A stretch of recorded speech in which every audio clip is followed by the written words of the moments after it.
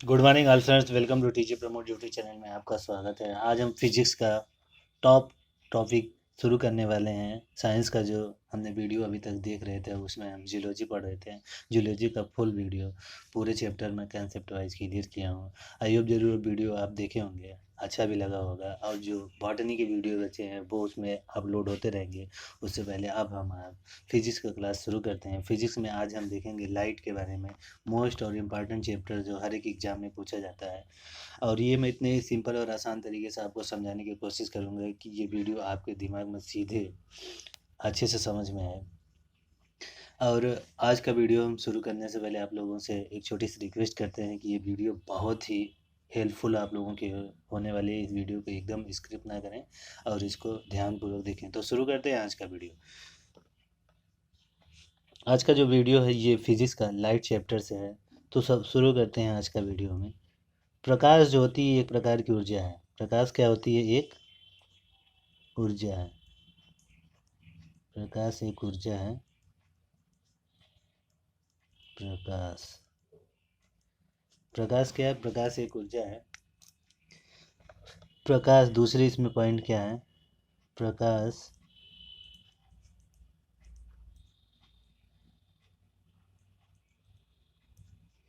एक प्रकार का तरंग भी है।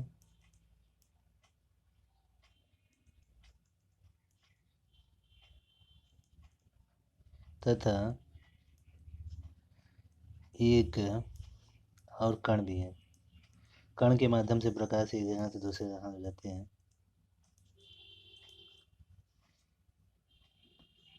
इसलिए इसे कहते हैं तीसरे पॉइंट में, इसलिए इसे प्रकाश में दो गुण होता है, इसीलिए इसे द्वय गुण कहते हैं। अब देखते हैं वो दो गुण क्या है। इसमें तरंग भी होता है और ये कण भी होता है। कण को क्या कहते हैं? प्रोटॉन, जिसका हम आगे पढ़ेंगे। और तरंग विद्युत चुंबकीय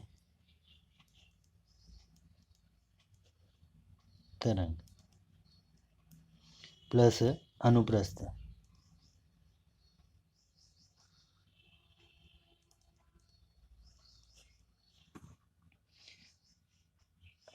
प्रकाश की जो निर्वात में चाल होती है, मतलब वैक्यूम में,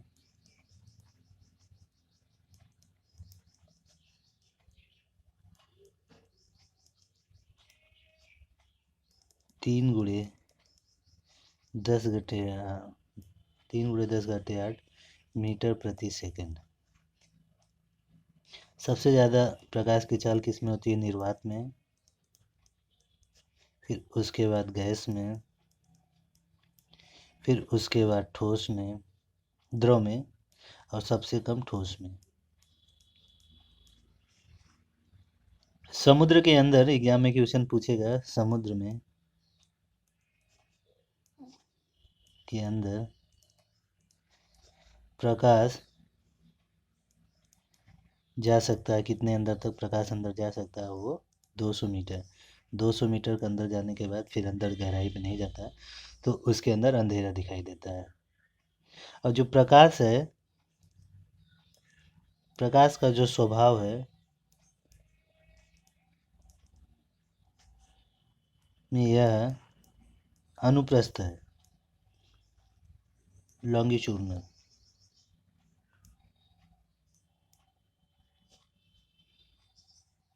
तरंग ये ऐसे ऐसे करके चलता है, वाइब्रेट कंपन में। तो गहराई में समुद्र के अंदर कितने तक प्रकाश की गहराई तक प्रकाश जाता है? 200 मीटर के बाद उसके बाद भी समुद्र में भी अंधेरा ही रहता है। अब देखते हैं प्रकाश के गुण। प्रकाश के जो गुण हैं उसके बारे में देखते हैं, किसके बारे में हमको जो पढ़ना है। ये तो सिंपल से इसकी डिफिनेशन हो गई। अब देखते हैं प्रकाश का कितने टॉपिक हैं प्रकाश में, जिसको हम एक एक करके पढ़ेंगे। प्रकाश का गुण। प्रकाश का गुण जो पहला है उसे कहते हैं परावर्तन।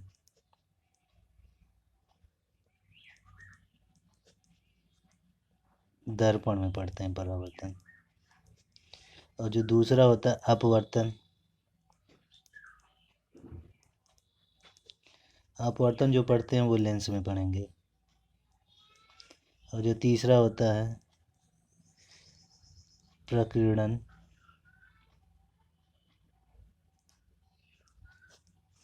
उसके बाद चौथा जो होता है विवर्तन, फिर पांचवा जो होता है ध्रुवण, छठवां होता है वर्ण विक्षेपण प्रिज्म वाला विक्षेपण, सातवां जो चैप्टर इसमें पढ़ना है हमको व्यतिकरण, प्रकाश बहुत छोटा चैप्टर नहीं, इसे कई पार्ट हैं जो मिलकर बना हुआ प्रकाश। उसके बाद इसमें क्या पढ़ना है बीमारी लेंस में, आप सारी निकट दृष्टि दूर दृष्टि और कैसे यंत्र इस्तेमाल करते हैं सूक्ष्मदर्शी वृत्ति में, तो इतना हमको पढ़ना है प्रकाश में। तो आज हम शुरू करते हैं इसमें वीडियो रिफ्लेक्शन से, यानी परावर्तन से। परावर्तन क्या है वहीं से आज के हम वीडियो शुरू करते हैं। रिफ्लेक्शन,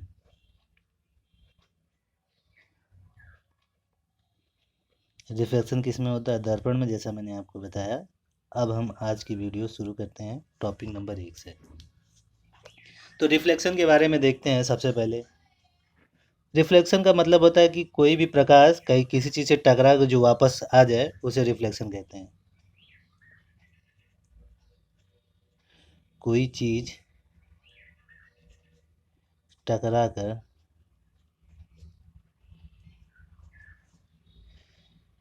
वापस, जैसे गेंद होता है बैट से टकरा के फिर वापस आ जाती है, या दीवार में जब हम गेंद मारते हैं तो लौट के आपके पास आती है, तो वही होता है रिफ्लेक्शन।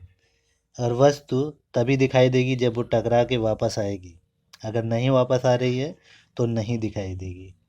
जैसे ब्लैक होल है, ब्लैक होल से कोई भी वस्तु प्रकाश टकरा कर वापस नहीं आती, इसलिए वो वहाँ पे ब्लैक दिखाई देता है, इसलिए उसका नाम क्या है? Black hole. अगर कोई वस्तु का परावर्तन न हो तो दिखाई नहीं देगी। हमारे आँख पे रोशनी पड़ती है तो हम कैसे कुछ देख लेते हैं, क्योंकि वह रिफ्लेक्शन होता है। अगर रिफ्लेक्शन नहीं होगा तो हमें दिखाई ही नहीं देगा।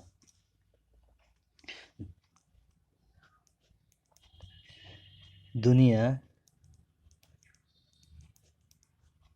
का एक ऐसा वह चीज़ है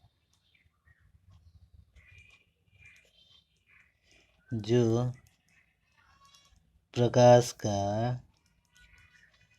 परावर्तन नहीं होता, उसे क्या कहते हैं? Black hole. जैसा कि भी मैंने बताया, ब्लैक होल में कोई भी चीज़ वापस टकरा के नहीं आती। परावर्तन जो होता है हमेशा किस में होता है? मिरर में। और हमको यही भी पढ़ना है मिरर के बारे में। परावर्तन हमेशा मिरर में, यानी दर्पण।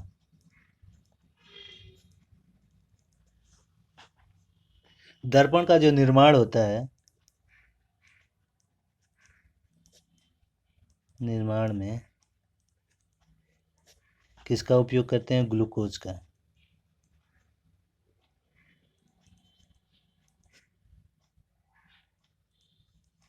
और जो दर्पण के पीछे का भाग जो होता है, जिसे कलई कहते हैं, का पेंट,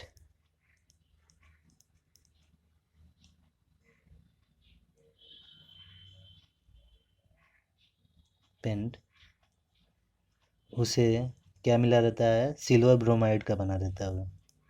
जो पीछे कलई करते हैं सिल्वर ब्रोमाइड का। किसका? सिल्वर। ये एग्जाम में बहुत पूछता है, सिल्वर ब्रोमाइड, ना कि सिल्वर आयोडाइड। सिल्वर जो आयोडाइड होता है उसका भी कंसेप्ट देख लेते हैं। सिल्वर आयोडाइड जो होता है इसे कृत्रिम वर्षा, पॉइंट को नोट करके लिखिएगा, कृत्रिम वर्षा में किसका उपयोग किया जाता है? Silver iodide. किसका उपयोग किया जाता है कृत्रिम वर्षा में? सिल्वर आयोडाइड का। कृत्रिम वर्षा। यहाँ तक आई होप आपको बात समझ में आई होगी। आगे का देखते हैं। अब शुरू करते हैं दर्पण के बारे में। क्या हिस्ट्री है? दर्पण। दर्पण दर्पण 3 प्रकार के होते हैं, जैसा आप लोगों को पता है। सबसे पहले समतल, और दूसरा दर्पण क्या होता है? अवतल। और जो तीसरा दर्पण होता है उसे कहते हैं उत्तल। अब एक एक की डिफिनेशन बहुत ही आसान तरीके से आपको मैं समझाने की कोशिश करूंगा। समतल दर्पण को ही कहते हैं प्लेन दर्पण। नेक्स्ट, दर्पण शुरू करने से पहले एक छोटी सी बात और रहेगी, तो उसको बता दे। परिवर्तन से जुड़ा हुआ जो रडार होता है, सोनार, समुद्र की गहराई, और इको टेस्ट, जो भी जितने होते हैं, ये सब किसके होते हैं? परावर्तन के नियम पे काम करते हैं। आगे इसकी हम चर्चा करेंगे। परिवर्तन के कारण ही होता है। यहाँ तक आई होप जरूर आपको समझ में आया होगा। तो देखते हैं दर्पण के बारे में। दर्पण जो होता है 3 प्रकार के होते हैं। सबसे पहले होता है समतल, और दूसरा जो होता है वो होता है अवतल, और जो तीसरा होता है उसे कहते हैं उत्तल। अब एक एक करके इनके बारे में हम देखते हैं। बहुत ही मज़ेदार वीडियो, आपको ज़रूर समझ में आएगा। सबसे पहले हम देखते हैं प्लेन दर्पण के बारे में, यानी समतल दर्पण। Plane mirror. प्लेन मिरर क्या होता है, उसकी क्या डिफिनेशन है? इसको क्या कहते हैं? समतल। समतल दर्पण, हिंदी में इसे क्या कहते हैं? सिंपल दर्पण। अब इसके बारे में हम एक एक करके देखते हैं। ये इसका इमेज है, ये आपका शीशा है मान लो, और ये उसके पीछे कलई की हुई है। कलई किसकी की जाती है? सिल्वर ब्रोमाइड की, ना कि सिल्वर आयोडाइड की। अब इसमें क्या होता है कि ये किरण इधर से आ रही है, और जहाँ से टकराती है, और वहीं से टकरा के जहाँ से वापस जाती है, ये आई कोई लाइट, और यहाँ से टकराई और ये वापस चली गई। तो जहाँ टकराती है हम वहाँ पे काल्पनिक अवलंब, अभिलंब जिसे कहते हैं, उसे खींचते हैं। तो ये आने वाली जो किरण है उसको इस्माइल आई से, और जाने वाली को आर से, रिफ्लेक्शन, परावर्तन, इसे डिनोट करते हैं। अब हम इसके बारे में देखते हैं। इसके बीच आते समय कुछ कोण बनेगा, और इसके बीच भी कुछ आते समय कोण बनेगा। अभी उसके आगे हम न्यूमेरिकल भी देखेंगे। ये नॉर्मल है, ये सीधे स्ट्रेट है, इसे नॉर्मल बोलते हैं, या अभिलंब। नॉर्मल या अभिलंब, यहीं से कोण मापते हैं, कोण का माप। अब हम इसके बारे में देखते हैं कि प्लेन मिरर क्या होता है। कोण का माप देख लेते हैं अच्छे से। कोण का माप कहाँ से करते हैं? अभिलंब से।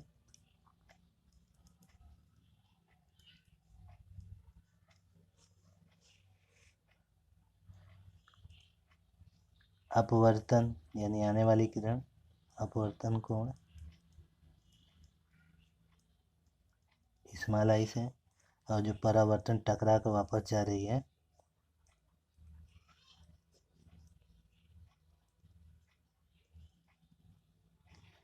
उसे आर से, तो इसे कह सकते हैं कोण आई बराबर कोण आर, दोनों बराबर ही होंगे। जितनी कोण से वो आएगा उतनी कोण से वो वापस भी जाता है धारा। यहाँ तक बात समझ में आई। अब हम देखते हैं कि प्लेन की पॉइंट, प्लेन के समतल दर्पण की क्या पॉइंट होता है। परावर्तित किरण, अपवर्तित किरण, परावर्तित किरण और आयतन बिंदु तीनों एक तल में होते हैं। परावर्तन किरण या कोण और अभिलंब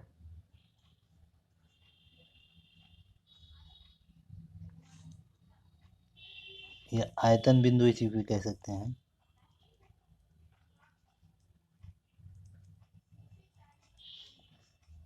इन तीनों का क्या होगा, तीनों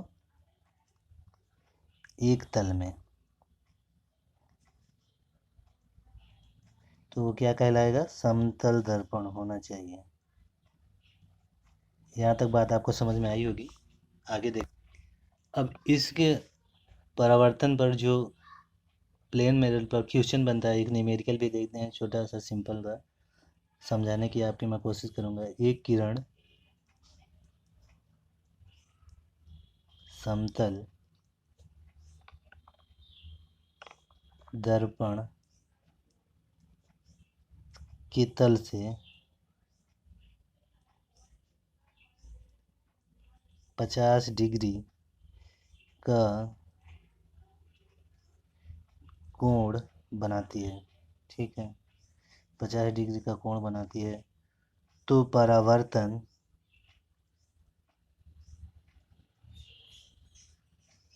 कोण कितना होगा,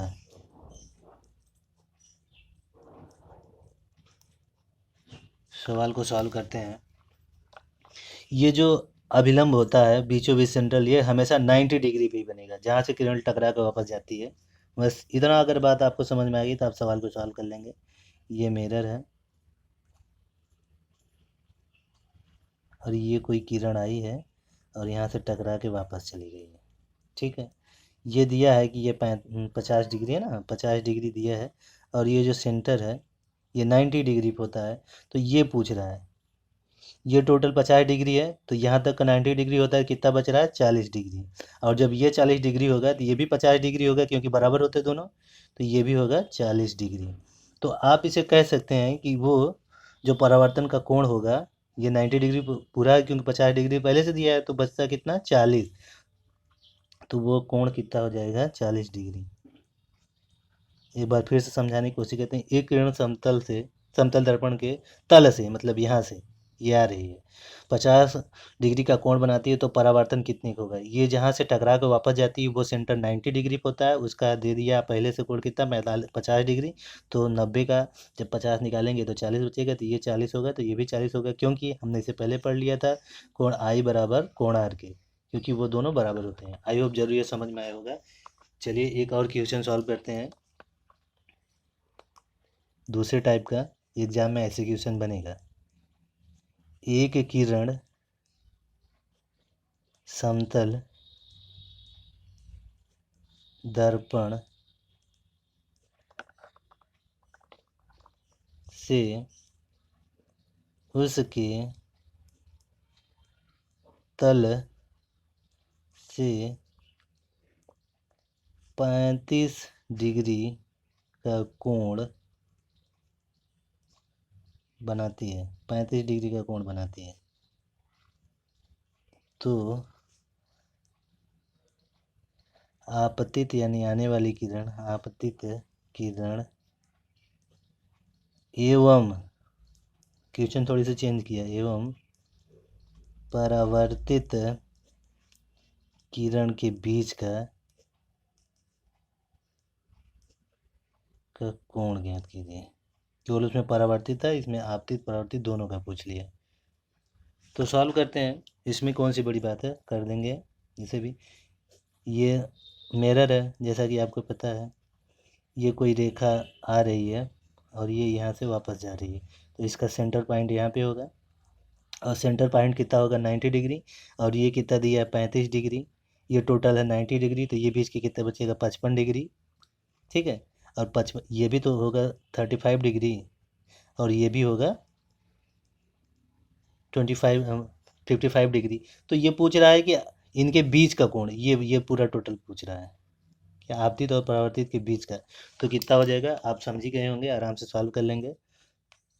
तो इनके परावर्तित किरणों के बीच का जो होगा आपतित एवं परावर्तित में, तो कितना हो जाएगा कोण 55, ये 55 प्लस ये 55, टोटल कितना हो जाएगा 110 डिग्री। आई होप जरूर ये बात आपको समझ में आई होगी। जब दोनों का पूछे तो दोनों का कर देंगे, इसमें एक का पूछा था तो एक का बता दिए थे, ये 90 डिग्री हो जाएगा सेंटर से, कुछ है ही नहीं, आराम से आप समझ सकते हैं। तो आगे का प्रोसेस शुरू करते हैं 2 एग्जाम्पल के बाद, आपको जरूर समझ में आया होगा। फिजिक्स बहुत आसान है, बस थोड़ी सी कंसेप्ट में मज़ा आ जाती है फिजिक्स पढ़ने में। लेकिन अब दर्पण का जादू देखते हैं। दर्पण,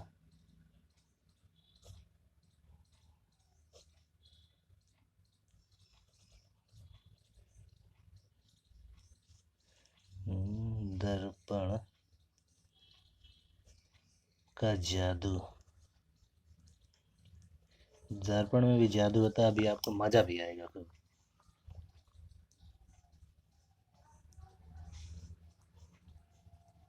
दर्पण का क्या जादू होता है, ये तो फर्स्ट टाइप का आप पढ़ लिया, अब सेकंड टाइप में देखते हैं। सेकंड टाइप इसे बोलते हैं, सेकंड टाइप का जो एग्जाम में क्वेश्चन बनेंगे। सेकंड टाइप में क्या कहता है, यदि, ध्यान दीजिएगा, यदि दर्पण को थीटा कोण पर घुमा देते हैं तो बनने वाला प्रतिबिंब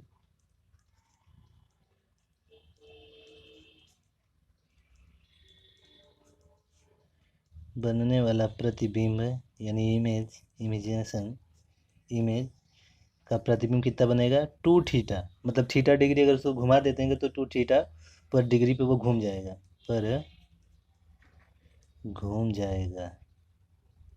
कितने डिग्री पर घूम जाएगा 2 थीटा डिग्री पे। इसे बॉक्स में कर देते हैं जहाँ आपको समझने में आसानी होगी, क्योंकि ये इम्पोर्टेंट बात है।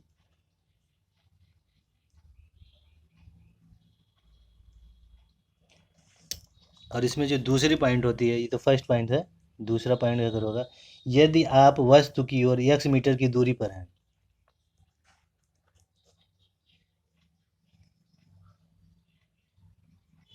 यदि वस्तु की चाल v है, मतलब आप शीशे की तरफ v वेग से आ रहे हैं, तो आपका जो प्रतिबिंब शीशे में बनेगा, मतलब इमेजिनेशन जो होगा, प्रतिबिंब वो कितना वेग से बनेगा कि आप शीशे की तरफ कितने वेग से आ रहे हैं, आपका स्पीड कितनी हो जाएगी 2v हो जाएगा। कितने हो जाएगा, अगर आप किसी शीशे के सामने दौड़ते हुए आ रहे हैं तो आपकी स्पीड शीशे में कितनी दिखाई देगी 2v की स्पीड, मतलब डबल।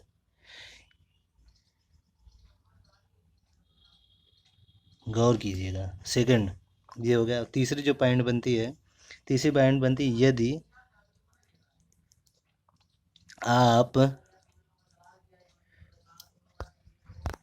यदि आप वस्तु को किसी x मीटर की दूरी पर हैं, तो आपका प्रतिबिंब दर्पण में प्रतिबिंब x मीटर होगा, जितनी दूरी होंगे उतनी दूरी दिखेगा x मीटर। अभी ये चीज़ मैं समझाऊंगा आपको।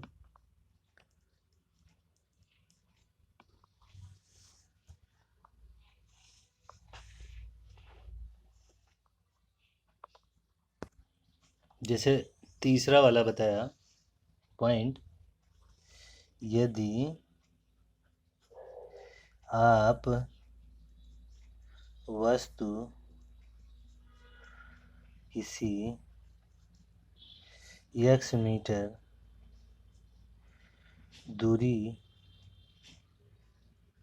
पर है दर्पण से, तो प्रतिबिंब दर्पण के अंदर जो बनेगा वो x मीटर अंदर बनेगा।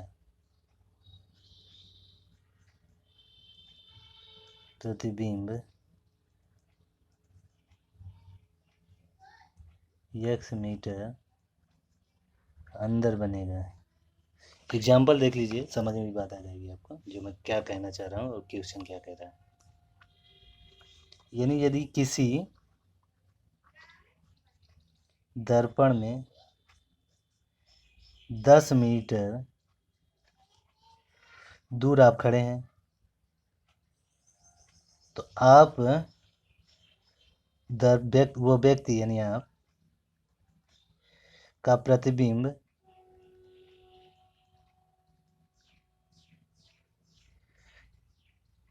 दर्पण के 10 मीटर अंदर दिखेगा। यानी ये 10 मीटर बाहर और 10 मीटर उसके अंदर, टोटल कितना दिखेगा प्रतिबिंब 20 मीटर पे। कितने अंदर दिखेगा? दूरी पर बनेगा। इसको ग्राफ से हम देखते हैं। ये मान लीजिए दर्पण है,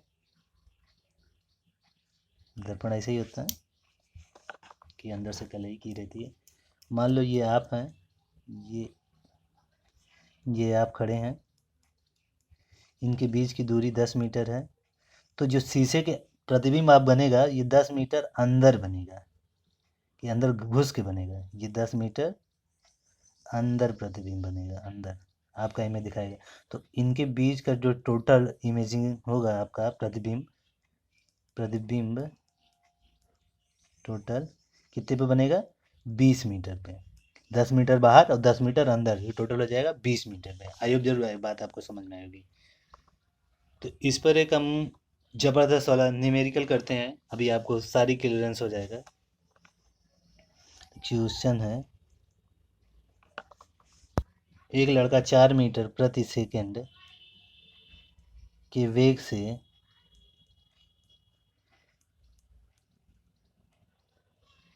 दर्पण की तरफ जा रहा है।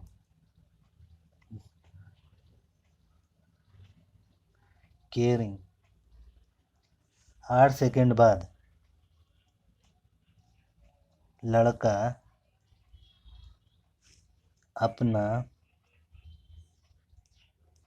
प्रतिबिंब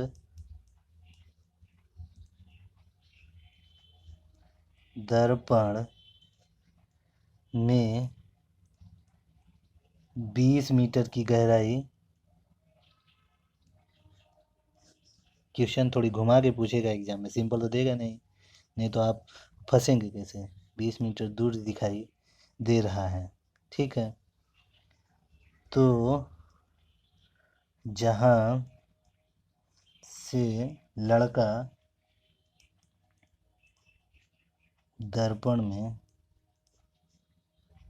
दर्पण की तरफ चला, उसके बीच की दूरी कुछ नहीं है क्वेश्चन में। अभी देखो हम समझाते हैं, एकदम ज़बरदस्त तरीके से आपको समझ में आ जाएगा। देखो क्वेश्चन में जो बोल रहा है कि 4 मीटर प्रति सेकंड की वेग से दौड़ा, ठीक है, मानते हैं दौड़ लिया। ये लेंस है, सॉरी शीशा है। कोई लड़का है, यहाँ से दौड़ना शुरू किया, जो भी हो, जब भी वो यहाँ पे पहुँचा 8 सेकंड, ये बीच की दूरी जब वो देखा, इसके बीच में प्रतिबिंब जो बन रहा है, यानी ये इसके बीच का अंदर का दे दिया 20 मीटर। 20 मीटर पर प्रतिबिंब बन रहा है। जब प्रतिबिंब कहाँ बनेगा, मैंने अभी आपको बताया है 10 बाहर तो 10 अंदर ही उसके बनेगा। ये 20 मीटर प्रतिबिंब दे दिया है, तो ये यहाँ से ये 10 हो जाएगा, ये 10, ये दोनों 20 हो गए, ठीक है। 10 अंदर 10 बाहर, दोनों मिला के 20 मीटर प्रतिबिंब हो जाएगा। तो ये पूछ रहा है कि यहाँ 8 सेकंड के लड़के बाद प्रतिबिंब यहीं से 8 सेकंड से देखा था टाइमिंग से, तो ये पूछ रहा है ये दूरियाँ ज्ञात कीजिए। ये दूरियाँ हम ज्ञात कर लेंगे। तो ये इसके लिए होता है चाल बराबर दूरी बटे समय। तो क्या क्या दिया है, दूरी पूछ रहा है, ये वाली टोटल दूरी, तो ये दूरी बराबर हो जाएगा चाल गुणे समय। वैल्यू रख लेते हैं, 4 सेकंड दिया है और 8 दिया है। चाल कितना है, 4 किलोमीटर प्रति सेकंड के हिसाब से गया, 4 हो गया। और जो समय दिया 8 सेकंड बाद उसने देखा था, तो ये टोटल हो जाएगा 8 प्लस प्रतिबिंब, प्लस प्रतिबिंब, बस सॉल्व हो गया। ये टोटल क्या हो जाएगा, 8 चौक 32 प्लस प्रतिबिंब 10 बाहर है 10 अंदर है, उसका जो प्रतिबिंब बना, तो टोटल कितने दूरी पे था वो, 20 मीटर पे। 20 इसलिए नहीं लिखेंगे कि 20 अंदर है, हमें यहीं से यहाँ तक का ही पूछ रहा है टोटल दूरी, तो इसकी हम काउंट करेंगे, ये 10 और ये जो इसकी चाल दिया है और स्पीड जो दिया है उससे हम दूरी निकाल लेंगे, और ये उसमें प्रतिबिंब 10 जोड़ देंगे, टोटल ये दूरी कितनी हो जाएगी, 42 मीटर। तो इस तरह से हमने आज का वीडियो बनाया। आई होप जरूर ये आपको समझ में आएगी। फर्स्ट पार्ट था लेंस दर्पण पे प्रकाश का। आई होप जरूर ये वीडियो आपको समझ में आएगी। मिलते हैं जल्दी नेक्स्ट वीडियो में, तब तक बने रहिए टीजी प्रमोद यूट्यूब चैनल में। थैंक यू फॉर वॉचिंग, और हाँ, चैनल को सब्सक्राइब कर लीजिए।